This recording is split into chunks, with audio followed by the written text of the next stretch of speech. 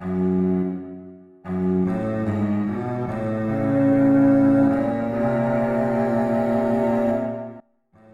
princípio, a terra era sem forma e vazia.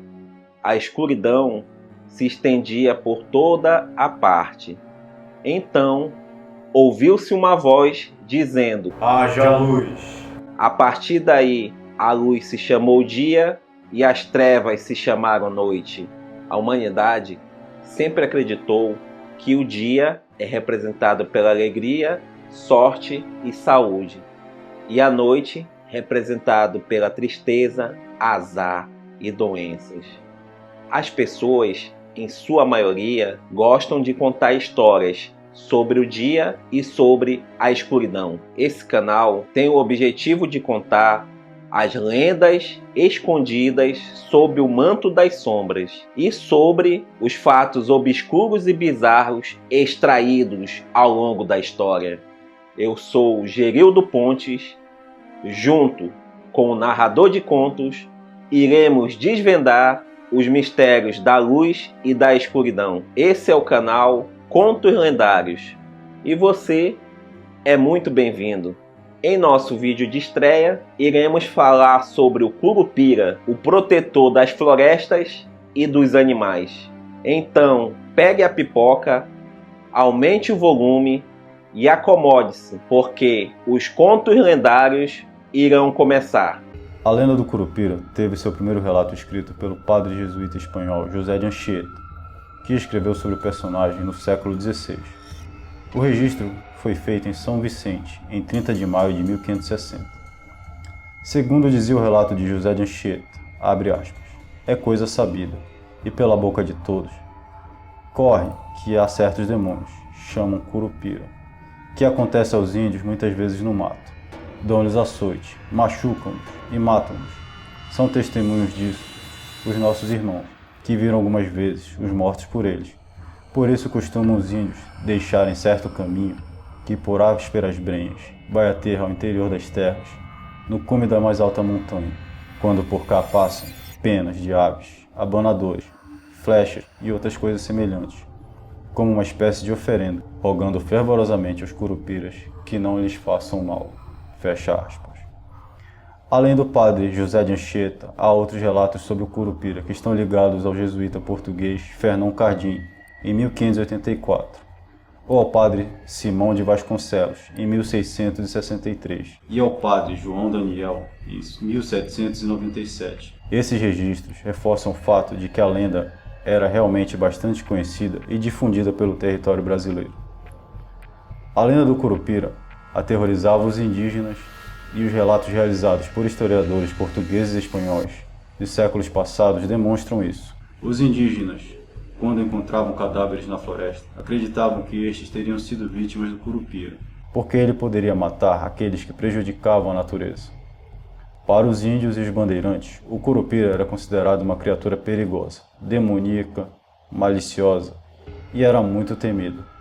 Isso porque esse personagem esteve associado a muitos casos de violência, raptos de crianças, horror psicológico e até mesmo abusos sexuais.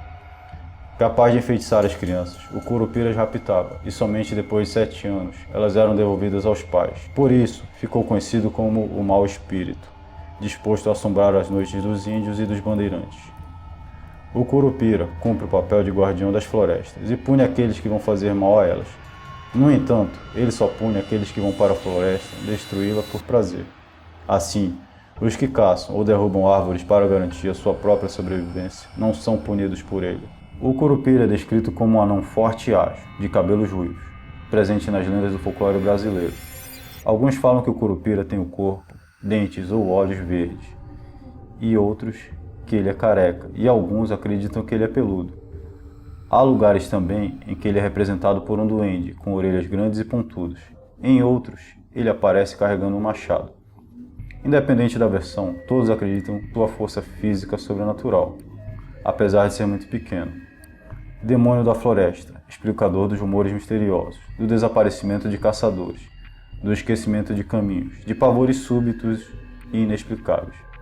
Lentamente, o Curupira foi recebendo atributos e formas físicas que pertencem a outros seres ameaçadores, e perdidos na antiguidade clássica.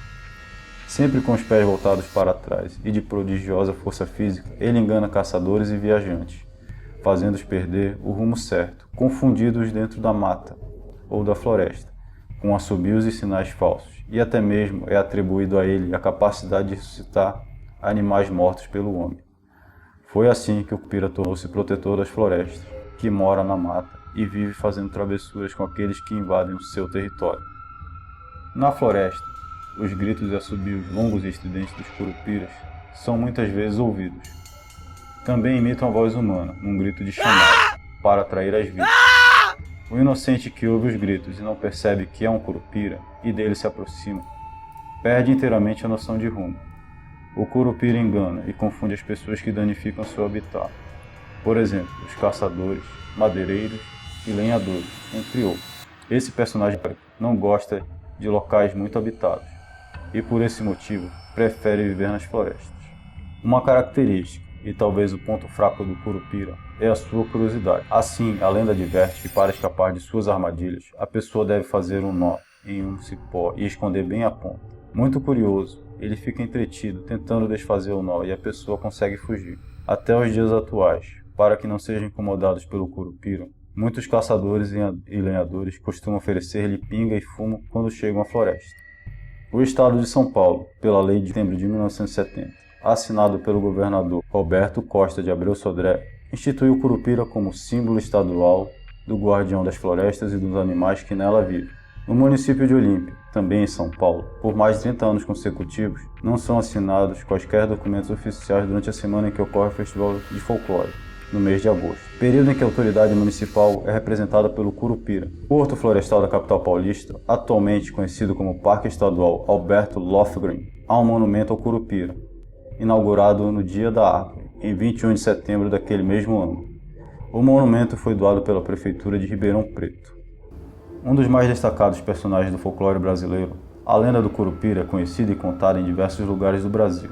Muitas vezes ela pode ser confundida com outra, a lenda da caipora. O fato é que ambos têm os mesmos gostos e também possuem funções semelhantes. Os dois personagens gostam muito de fumar e de beber, são muito ágeis e, sobretudo, zeladores das florestas. Importante destacar que ambas as palavras são de origem tupi-guarani. Caipora vem de caapora, que significa habitante do mato, enquanto curupira vem de curupir, que significa corpo de menino. Porém, segundo especialistas, curupira e currupira procedem do tupi curupir, coberto de pústulas, ou mesmo que o termo se origina do antigo, da contração entre curuba, sarna ou verruga, e pira, pele, significando, portanto, pele de sarna ou pele de verrugas. No dia 17 de julho é comemorado o Dia do Curupira, o protetor das florestas. E vocês, já viram algum curupira?